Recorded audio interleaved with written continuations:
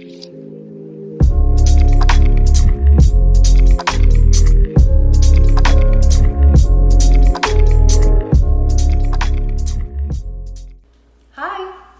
thank you for joining me today. This is the second interview in the Let's Chat with PN video series. The first one came out on Friday. If you missed that live recording, that will be available probably tomorrow. I'm just having a little bit of trouble with uploading it. So we're working on that. All the kinks should be worked out. We should have that video available tomorrow for you. Shout out if you are joining live today so that we know who's with us. And I'm gonna let Rachel in here and we'll get started.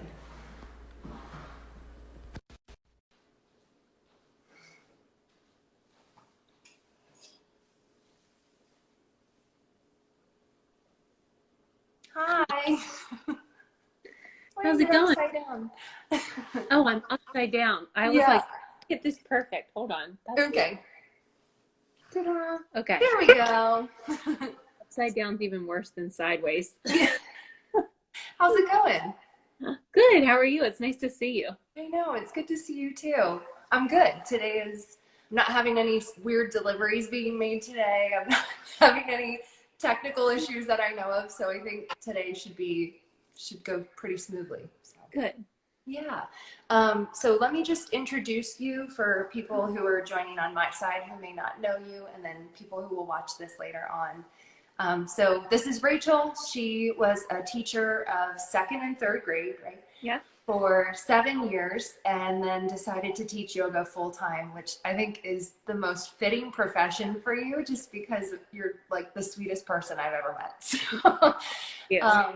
And Rachel's going to talk to us today about what it's like, or tips to help homeschool your kid these days. So I guess let's just start by, in your own words, that's going on now for people who don't really have. Wait, will you start over? You froze for me. Sorry. Let me turn it up again. Okay. So if you don't mind, just sort of explaining for people who don't have kids what the situation is right now. So schools are closed for the rest of the year, but what does that mean for parents? Are the teachers still involved at all, or what's going on? Yes. So, and as you said, I'm on a leave this year, so I'm not as a teacher experiencing this firsthand, but I am still have close relationships with a lot of my friends who are teachers. And I stay in the loop with what's happening in Hillsborough County. And so the schools are closed for the remainder of the school year, but what they've done is they have gone to like a virtual model at school, which is not necessarily, it's not like they're sitting in Zoom classrooms all day long doing digital learning like that. But there are digital platforms that have the curriculum and the content in them. And so it's, I would say, a dual effort on the teachers who are still working full time and still available to parents and things like that full time. But it becomes partially the responsibility of the parent to make sure that those things are completed and those things are done. And so there is, at least from the teachers that I've spoken to, there are some Zoom like classrooms happening at on certain designated days of the week or a certain hour of the day. But some of the learning that's being done is like the child doing it more independently. The teacher's giving out instructions and the child is expected to do it, which is not so different from what happens in school. You know, that's what starting from a really young age, even like kindergarten and 1st grade, that's what kids are expected to do a lot of times, and what teachers are expected to do in terms of giving assignments. But where I think a huge shift is happening is in the way that the parents are now part of the situation. And as a teacher, like in conferences all the time, I would hear from parents like, well, they don't do this stuff for me when I'm at home. You know, you'd share work with the parents and say, this is what they did here. And they're like, they fight me on that. They they resist, I can't get them to write like that at home, all these things. And that's because their role is different. The parent teaches in a much different way and teaches different lessons and things like that, but the parent is not the school teacher. And so I think that's hard on a lot of parents right now, I can imagine. Yeah, yeah, it must be. I think I shared this with you. I had a really interesting experience where I was thinking about what offerings I could put out at this time now that we're all at home. And from a dietitian perspective, I'm like, this is great. Like, what a time to teach people how to cook and how to plan and meal prep. And, we have all this free time. And I put out this program, like a workshop, and literally it was crickets. And it's like, I'm being real honest with people and sharing that. Like, it didn't get good feedback. And I had this moment of like, of course it didn't, because most of the people who are coming for nutrition counseling, and there's all different ages, but a lot of them are parents. And I'm coming from a place of everyone has all this time, why not teach them these skills? And parents are like, the last thing I want to do is try to cook all these extra meals, because now on top of all the other things that they're doing, working and all the other things, now they're having to teach their kid more than they were when they were in school full time. So I had a very humbling moment a couple weeks ago, like, this is probably not the best time to talk about this. And who knows, maybe once people get into their groove and their new routine and settle, then it will be, because you never know. But I totally get that. I think for all of us without kids, or like that are living more of, a lifestyle where now it feels like we have more time. Yeah. It's like, oh, I want to take up a new hobby, or I get this, or I can do that. And everyone with kids is like, I am trying to survive each day. Yeah. So what about the kids in your experience? Like, I'm interested to know, and I think parents would really benefit from hearing, what are they probably going through right now emotionally? What are some signs that a child is having a lot of stress? Because we know that it doesn't always look like insomnia or anxiety, like ways that sense in adults. So what are some things that you might notice in your kid right now that are things maybe you should talk about? Well, so to remember, did I just cut out for a second? Yeah. Okay. So, yeah, all the things that as adults we are experiencing and we are, I don't know, worried about or stressed about, they are too. But like you said, it'll manifest in different ways. And a lot of times it will manifest in a way that doesn't necessarily make sense, because many adults have learned at that point in their life. I'll say it's not everyone, but a lot have learned ways to communicate or ways to work through and express like how they're feeling, and what even to, like, I guess, understand how they're feeling. And a lot of times kids don't understand that. Like, they might know what the term stress means or have heard the term anxiety and maybe have said, even used that term before. I feel stressed or I feel anxious, but they might not always know what, when they're feeling a way. So they're not always going to come right out and express it. A lot of times it's that, like, look at me, see me, those kind of behaviors that you want to look for, because when they're feeling unsettled on the inside and they don't know how to process that or work through it, what they're going to do is they're going to want to reach out to someone that helps them to feel safe.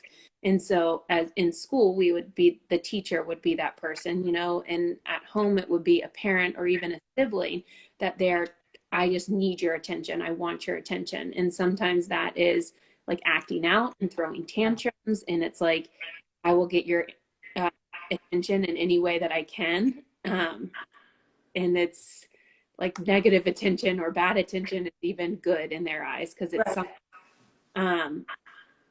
I would say any changes in behavior at all would be kind of red flags, like their disposition, sleeping more or less, eating more or less, things like that I guess would be similar to an adult, but maybe you might not pick up on as much if it's your child, or you might think it was something different. Um, Anxiety is a big one. That word is thrown around a lot now, and we recognize that a lot of people experience it. But sometimes, this is what I was trying to say earlier, kids might know. Okay, kids might know. There you go. Be familiar with that term, but it's a stomach ache, or anxiety is, they might not notice that connection. It might just be like, I have a stomach ache, and they might not be able to pinpoint why they have that stomach ache. Or it could be worrying about things that seem trivial or like totally unrelated or unconnected. Because that's kind of how anxiety works. Like, it might be a nightmare in the middle of the night, or like a fear about something that just doesn't seem too important or connected to school or connected to the changes we're experiencing from COVID-19. But all of those things, I would say, are changes that could definitely be related. Yeah. It's interesting that in the world of like adults dealing with this and social media, there's all these offerings of like free workouts and free, like the workshop I was putting on, really discounted offerings to help people coming from the right place. But then I think a lot of people realized quickly that this may not be the time to do all the things. Like, this may be a time where it's all you can do to just kind of get through the day. So if your quarantine life looks like sleeping a little bit more, or having some extra grace with yourself, and not, hitting the gym or your home gym every single day, then that's okay. And so I think for kids, we kind of have to reframe the homeschooling structure too, knowing that if we need to have that sort of grace with ourselves, then we also can't really expect kids to just wake up every day and like pretend that it's school at home. And is that something, because I know that there's a lot of people, parents, people who are wired like this in general, who would say, I'm just going to implement the same structure at home. I'm going to have, math for an hour and then language arts or whatever it is. Yeah. Is that the way that we should be approaching that? Is there a different way that we should try to be learning or teaching kids right now? Definitely. I think structure and routine have a lot of value. And like, truthfully, because that goes back to that element, when your child feels safe, that the brain is pattern seeking. So it's going to crave, whether you're an adult or a child, whether you know it or not, a structure and a routine and something that feels predictable. But that structure does not have to look, and shouldn't look, like the school day does. Okay. And what I think is interesting is, in my experience in teaching and education over the last several years, there has been this great shift, even in the classroom, of like that old model of like, you sit in a chair and you read from a book, and then you do a worksheet and this and that. That doesn't work. So we, as teachers, there has been this shift, like getting kids up and moving and providing breaks and providing more hands-on learning opportunities. And there's only so much that you can recreate in a classroom. So I think a huge silver lining in all this is, like, part of learning can be cooking a meal. And that's a huge piece, is finding, creating a structure and a routine that feels predictable for a child, but just knowing that there's opportunities to learn and to educate in parts of your day that maybe we didn't have time for before. There's probably more opportunities for free play too, and a little less structure. And that's really important for a child developmentally too. And as a parent, I would, as a teacher, what I would recommend to a parent is maybe to like during those opportunities of free time, see what your child's really interested in and see what is lighting them up and making them happy during the time. And, you know, not to turn that play into like work, work, work, but if your child really likes, you know, art, or your child, I'm trying to think of it like Legos, you know what I mean? When you're watching them play, it could be like, hey, how tall do you think that tower is that you made? I wonder how many more Legos you would need to make it twice as tall. You Yeah. know, little pieces like that, you know, and not stealing the joy or stealing the fun Yeah. out of it, but like using that as an opportunity to learn. And those are the kinds of things, those are real world lessons, you know. Those are the things that, those are the ways that kids learn best. So that was my really long-winded way. No, that's really good Right. information. But I think that obviously you want to be respectful. Well, not obviously. Hopefully you have a relationship and rapport with the teacher, and the teacher, like, you want to fulfill what the teacher's being asking of your child. And I think most good educators are kind of like taking a step back and realizing too, like, not everything needs to be done. This doesn't have to be done the exact same way that it would be if school were truly in session. So do what has to be done, do what's expected, but then don't feel the need to like do all this extra stuff for fear that your child's going to fall behind, because everyone's in the same boat. And I think there's plenty of opportunities to provide growth and learning in ways that are not the traditional Right. learning structure, learning model. Yeah. I read something recently that said not only should you not stress about recreating the school environment, but really it's not ideal to do that anyway. That right now, when the kids are going through this, you know, they just got news that they're not seeing their friends again for the rest of the year. They won't say goodbye to their teacher. Some people are transitioning from like middle school to high school, so that's a big transition, or any, you know, grade have a new school. So to take somebody in that state of mind and have them have this really rigid environment is almost worse. And I think you had said something before when we were talking on the phone about how your brain handles certain things like that. I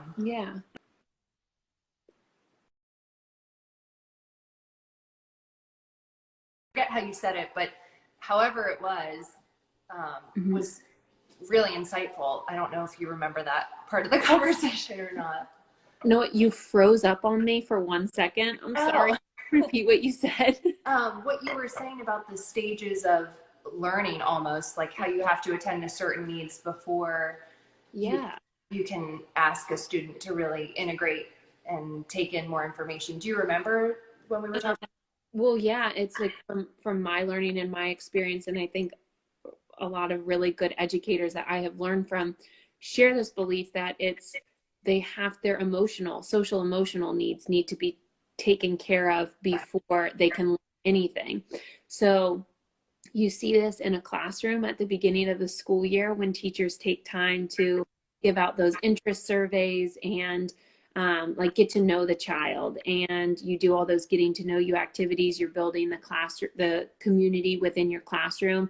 And a lot of times, like, I'm thinking from a parent's point of view, maybe these activities are like, it's more apparent at the beginning of the year, but a good teacher is doing this all the time and is making sure that kids feel connected, kids feel safe, kids are learning to be empathetic toward others, to respectful and helpful, and they're learning all those skills. And as an educator, that was always far more important to me than like the curriculum. Yeah. Just full disclosure. But that's if for a child to learn. And if a child comes from a home or a background where none of that is taught, then those are the kids that oftentimes show up in the classroom and have those behaviors that I was kind of talking about before. Like they really want that attention, really want to be seen, want their presence to be known.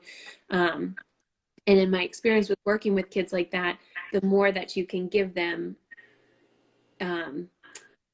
you know, in terms of like fostering love and fostering empathy and fostering connection, that's the only way that they're going to learn. Otherwise, they'll continue to have those fits and the tantrums, and no learning's happening. Even if you find some way to force them to sit down and, you know, do the work, it's not retained because the mind's not focused on, Right.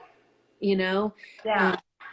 So that's really important. And I think it's also important to know as a parent, like your child learns so much, not just from what you say or what you're telling them, but they're little sponges. It's like which is hard. All the can't turn that switch off. So it's how you cope and how you manage your own stress. And we're all going through such a weird time. So I'm definitely not saying try to hide your stress or try to hide your emotions. Quite the opposite, actually.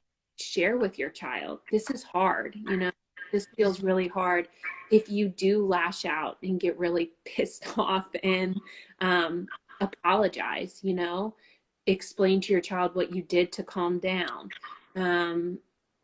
Let them know that you felt that way and how, you know, after whatever it is that you did, how you feel differently, how you worked through it. Those are really important things for parents to do and for kids to learn. Yeah. So I don't know. And I think it's hard because our generation, we learned that way, kind of that like authority figure of like, sit down and do your work and, you know, get it done. And if you don't, there's a consequence and this and that, which now we're seeing that that's really not effective. It's more harmful than just having sort of like empathy and compassion and meeting the kid there. Because, and I say this when I coach people in nutrition counseling where parents are frustrated that their kids just won't listen or try to eat new foods and you know they're hitting a wall, and I have to remind them that your brain isn't even fully developed until you're 25. The part of your brain that's responsible for understanding consequences and long-term decision making isn't formed until you're 25. That's why college kids make decisions that they make, and you can't expect that child to respond well or even have the capacity to understand and digest an emotional response that's disciplinarian, yelling, like very creative.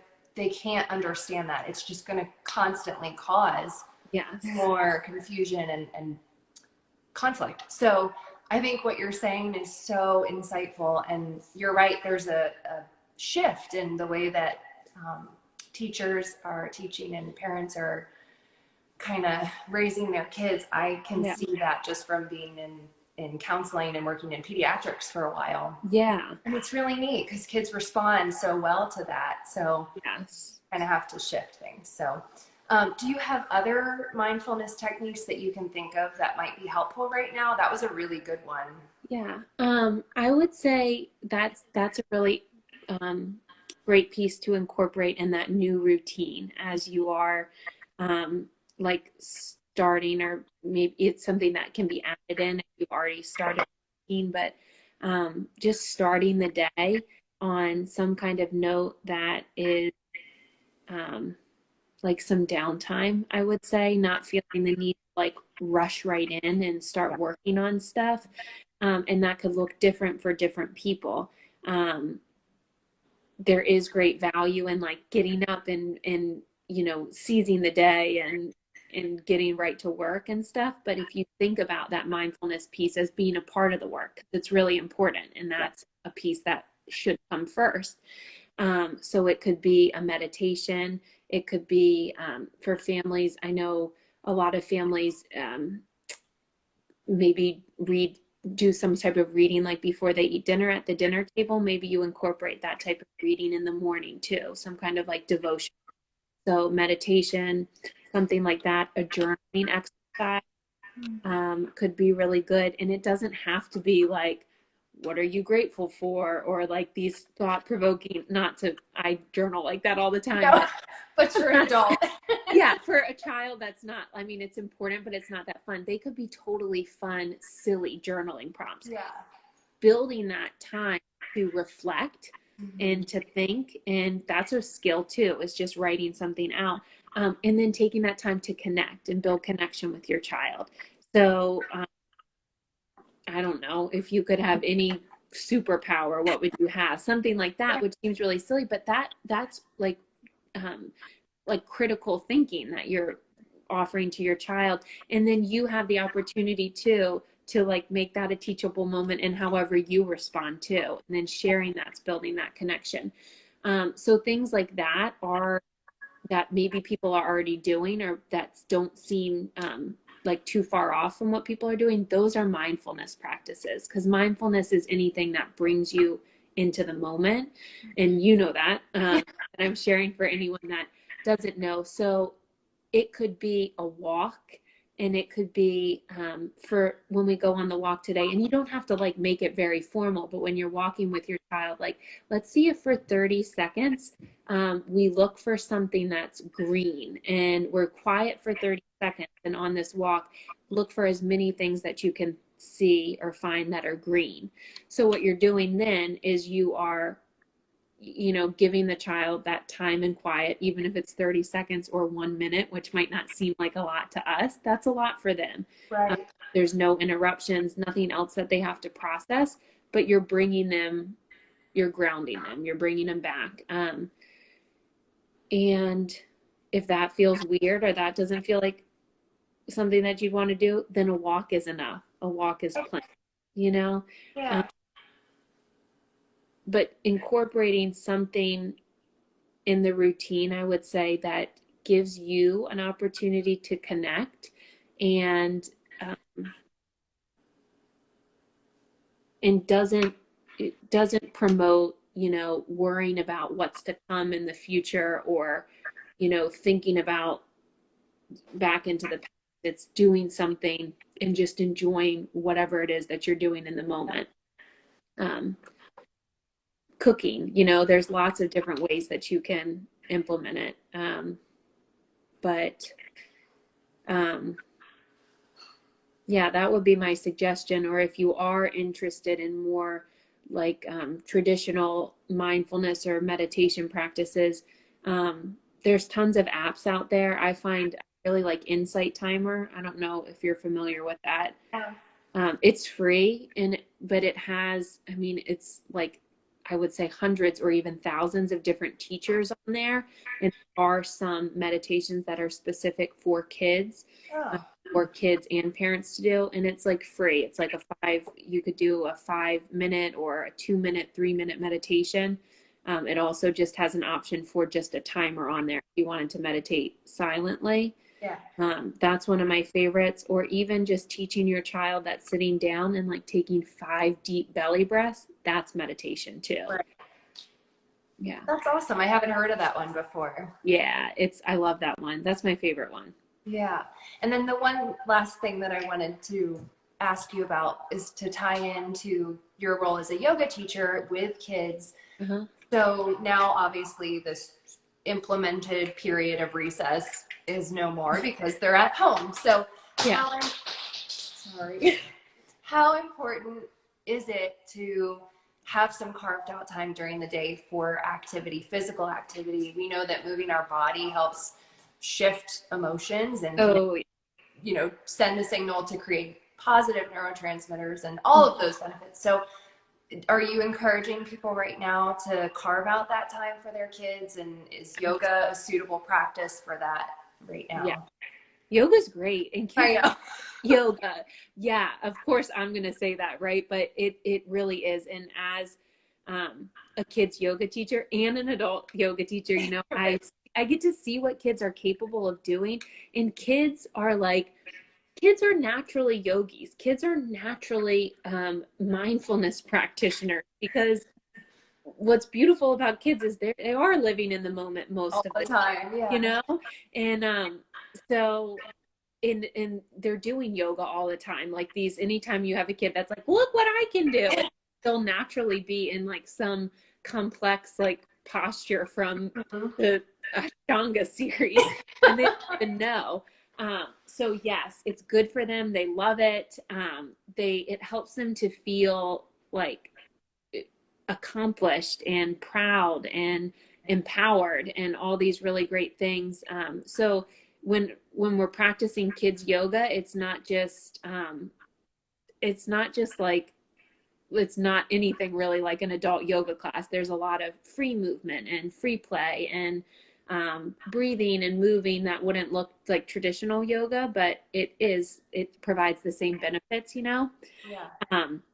So yes, yoga is amazing for kids. I'm offering an online kids program. So if people are watching from your channel and they go on to mine, it's free. I'm doing it like donation based, and offering it most weeks, 3 days a week. And it's like a little lunch break, which hopefully is providing a break for parents as well. And whether they're using that time to go do yoga on their own or just like go take deep breaths in the other or catch up on anything. That was my intention with starting it.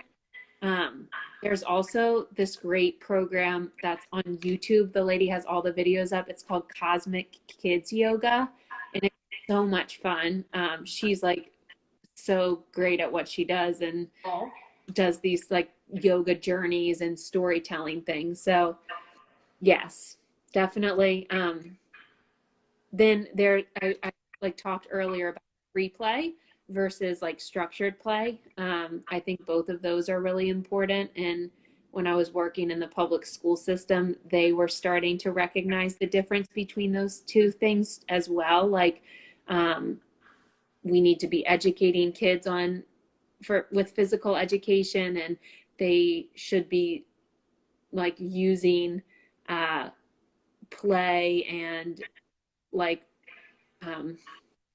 in Hillsborough County, they call it teacher directed PE. So you're like teaching or you're teaching a something with the kids, like whether like could be, because then they're learning those I guess like social skills and social as they play a game together or interact. But then there's also this huge importance of just recess, like we used to do, like free play.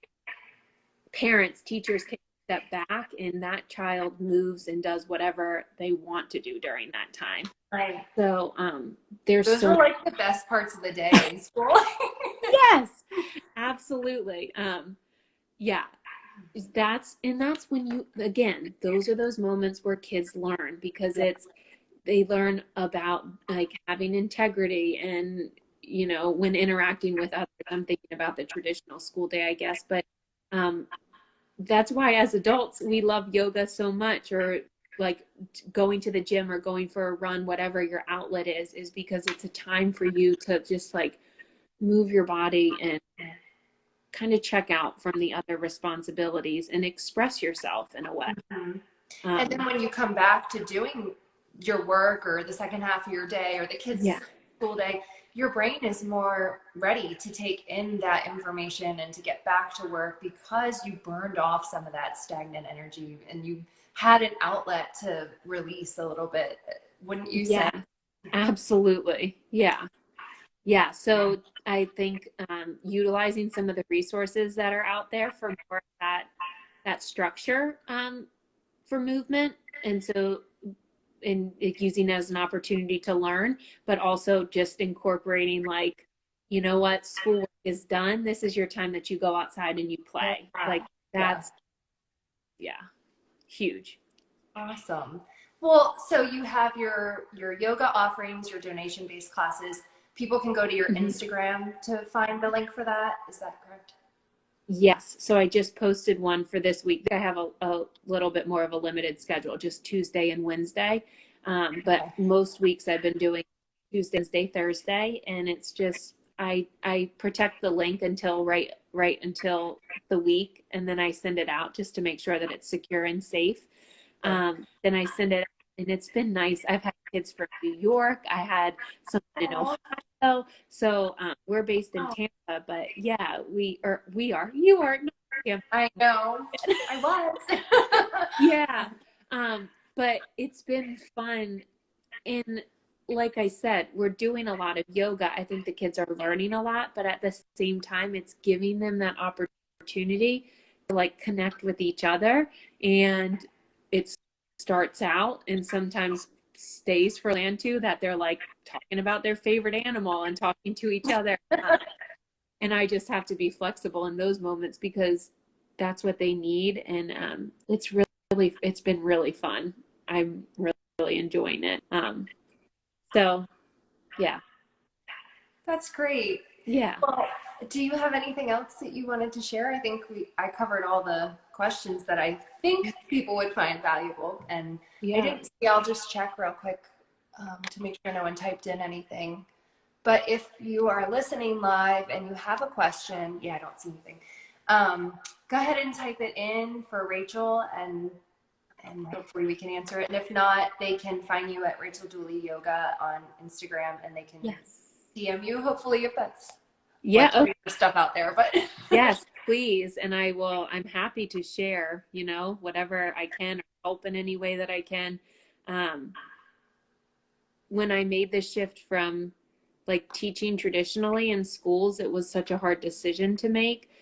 But what I really quickly learned was I'm still teaching in so many ways. And like, especially um, with kids, yoga specifically, parents come to me a lot, not just because they think yoga would be fun, but because they've heard of how beneficial yoga and meditation and mindfulness is for children. So my long-term goal and big picture that I see for myself and for like our community, hopefully is like merging these two worlds a little more and bringing more and more of those pieces into the traditional school day.